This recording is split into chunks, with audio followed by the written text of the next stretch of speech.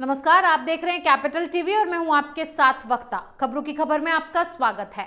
मौसम चुनावी है तो आज खबरों की खबर में बात भी करते हैं चुनाव से जुड़ी हुई। तो खबरों की खबर में आज बात होगी 3 खबरों की। पहली खबर यह है कि कांग्रेस को अपने नेताओं पर भरोसा नहीं है, वहीं नेता भी यही बात कह रहे हैं। दूसरी तरफ सपा को शायद अब मुस्लिमों पर भरोसा नहीं है या फिर उनकी जरूरत नहीं है।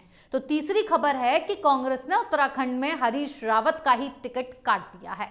चलिए तो शुरू करते हैं पहली खबर से। ये खबर है गोवा से, जहां चुनाव होने वाले हैं, लेकिन कांग्रेस को डर सता रहा है कि कहीं ऐसा ना हो कि उसके उम्मीदवार जीतकर विधायक बन जाएं, उसके बाद बीजेपी में भाग जाएं। इस भागदौड़ और भागम भाग से बचने के लिए कांग्रेस इमोशनल अत्याचार कर रही है और शपथ लीला का गेम खेल रही है। कांग्रेस ने गोवा के अपने सभी उम्मीदवारों से ये संकल्प लेने को कहा कि वे विधानसभा चुनाव के बाद जनता और कांग्रेस पार्टी के प्रति वफादार रहेंगे। इसके लिए कांग्रेस अपने उम्मीदवारों को मंदिर, चर्च और दरगाह में वफादारी की शपथ दिला रही है। दरअसल कांग्रेस 2017 के चुनावी परिणाम और विधायकों के चाल चलन से सीख लेकर ये काम कर रही है। आपको बता दें कि 2017 में गोवा में कांग्रेस के टिकट पर विधानसभा चुनाव जीतने वाले 17 में से 15 विधायकों के पार्टी छोड़कर भाजपा का दामन थाम लिया था। सबसे ज्यादा सीटें जीतने के बाद भी सरकार बीजेपी ने बना ली थी। गोवा कांग्रेस के ट्विटर हैंडल से तस्वीरें ट्वीट की गई, जिसमें गोवा के कांग्रेस उम्मीदवार महालक्ष्मी मंदिर, बम्बोलिम क्रॉस और हमजा शाह दरगाह पर शपथ लेते दिख रहे हैं। कांग्रेस उम्मीदवारों ने गोवा कांग्रेस पार्टी और लोगों के प्रति वफादारी का संकल्प लिया। इस दौरान गोवा कांग्रेस के वरिष्ठ चुनाव पर्यवेक्षक और पूर्व केंद्रीय मंत्री पी चिदंबरम भी महालक्ष्मी मंदिर में मौजूद रहे। वहीं गोवा के पूर्व मुख्यमंत्री दिगंबर कामत भी शपथ लेने वालों में शामिल थे। यहां गोवा के पूर्व मंत्री माइकल लोबो ने कहा कि ये एक बहुत ही महत्वपूर्ण बात है। हम मंदिर, चर्च और दरगाह में शपथ ले चुके हैं कि चुनाव के बाद पार्टी नहीं छोड़ेंगे।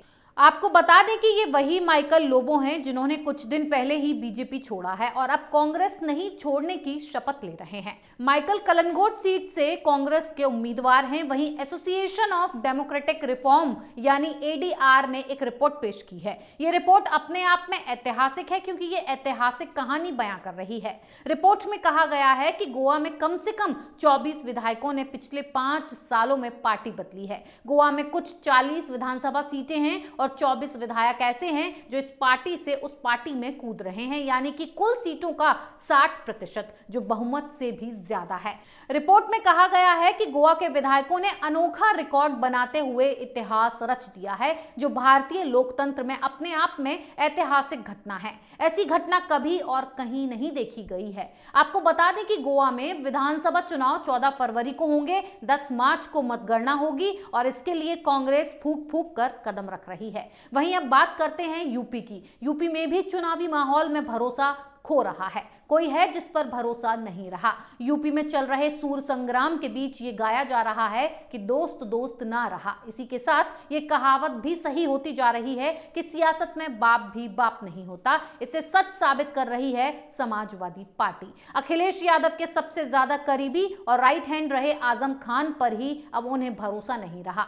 उत्तर प्रदेश विधानसभा चुनाव के लिए समाजवादी पार्टी ने पहले चरण के चुनाव के लिए अपने स्टार प्रचारकों की सूची जारी की। इस सूची में पार्टी के 30 दिग्गज नेताओं का नाम शामिल किया गया। अखिलेश यादव, रामगोपाल यादव, मुलायम सिंह, जया बच्चन और डिंपल यादव के साथ पार्टी के बड़े नेताओं को जगह मिली है। बड़ी बात यह है कि हाल ही में सपा में शामिल हुए स्वामी प्रसाद मौर्य को भी स्टार प्रचारकों की सूची में जगह दी गई है। लेकिन चौंकाने वाली बात यह है कि इस सूची में समाजवादी पार्टी ने आजम खान का नाम नहीं है। इसके अलावा आजम के परिवार से किसी को भी स्टार प्रचारक नहीं बनाया गया।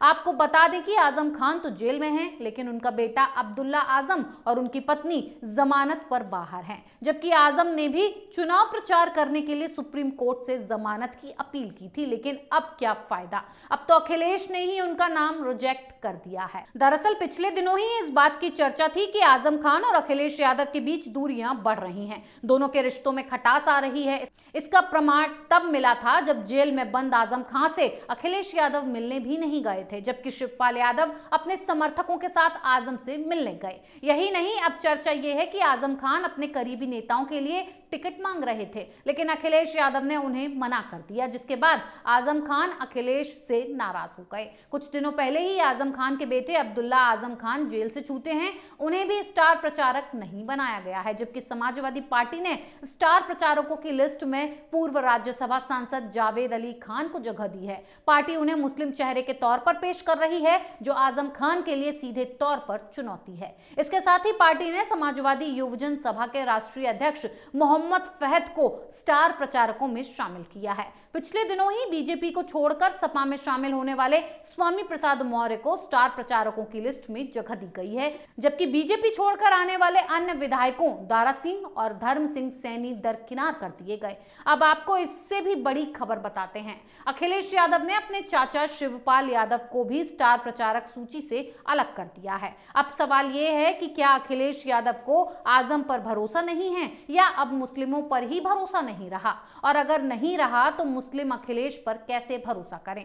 खैर, जिसे अपने परिवार, पिता और चाचा पर भरोसा नहीं रहा, उसे किसी पर भरोसा कैसे हो सकता है। साथ ही सवाल यह भी है कि उस पर भरोसा किया भी कैसे जा सकता है। अब बात करते हैं तीसरी खबर की, तो तीसरी खबर है उत्तराखंड से। उत्तराखंड विधानसभा चुनाव के लिए कांग्रेस ने उम्मीदवारों की पहली सूची जारी कर दी है। तमाम विवाद और झगड़े के बीच कांग्रेस ने 53 नाम फाइनल किए। इसके लिए कांग्रेस और उम्मीदवारों को बधाई। लेकिन हैरानी की बात यह है कि कांग्रेस के उत्तराखंड के सबसे बड़े नेता हरीश रावत के ही टिकट की घोषणा नहीं की गई। हालांकि 17 नाम अभी फाइनल होने बाकी हैं। मुख्यमंत्री पुष्कर सिंह धामी के खिलाफ खटीमा से भुवन चंद को कापड़ी को चुनाव मैदान में उतारा गया है। वहीं इस लिस्ट में कांग्रेस के वरिष्ठ नेता हरीश रावत और हाल ही में पार्टी में शामिल हुए हरक सिंह रावत का नाम शामिल नहीं है। कांग्रेस ने इस बार अपने नेताओं से ज्यादा बीजेपी से कूदकर कांग्रेस में आए नेताओं को टिकट थमाया है। हो भी क्यों ना, कांग्रेस को भी पता है कि उसके वाले तो जितने से रहे, बीजेपी वालों पर ही दांव खेल लो। पिछले दिनों कांग्रेस में शामिल होने वाले यशपाल आर्य को बाजपुर से टिकट दिया गया है। उनके बेटे संजीव आर्य को नैनीताल से टिकट दिया गया है। अब आपको कुछ समझ में आया कि यशपाल आर्य बीजेपी से क्यों भागे, क्योंकि उन्हें भी टिकट चाहिए था और बेटे को भी। इसके लिए बीजेपी तैयार नहीं थी। इसके साथ ही प्रदेश कांग्रेस अध्यक्ष गणेश गोदियाल को पौड़ी गढ़वाल जिले की श्रीनगर विधानसभा सीट से और विधायक दल के नेता प्रीतम सिंह को उनकी मौजूदा चक्राता सीट से ही उम्मीदवार बनाया गया है। इसके अलावा कांग्रेस के राष्ट्रीय सचिव काजी निजामुद्दीन को हरिद्वार जिले की मैंगलोर विधानसभा सीट से उम्मीदवार बनाया गया है। केदारनाथ से मनोज रावत को टिकट थमाया गया है। वहीं अल्मोड़ा की सीट से मनोज तिवारी, चंपावत की सीट से हिमेश खरकवाल और हल्द्वानी से सुमित हृदयेश को मौका दिया गया है। सुमित हृदयेश दिवंगत कांग्रेस नेत्री इंदिरा हृदयेश के बेटे हैं, जिनका निधन पिछले साल जून के महीने में हो गया था। आपको बता दें कि उत्तराखंड में कुल 70 विधानसभा सीटें हैं, जिन पर 14 फरवरी को मतदान होगा और 10 मार्च को नतीजे आएंगे। पिछले विधानसभा चुनाव में बीजेपी को 57 सीटों पर जीत हासिल हुई थी। कुल 70 सीटों वाली विधानसभा में कांग्रेस को सिर्फ 11 सीटें ही मिली थी। 2 सीटें निर्दलीय के खाते में गई थीं। आपकी इस पर क्या राय है, हमें कमेंट बॉक्स में कमेंट करके जरूर बताएं। तब तक के लिए बने रहिए कैपिटल टीवी के साथ। नमस्कार।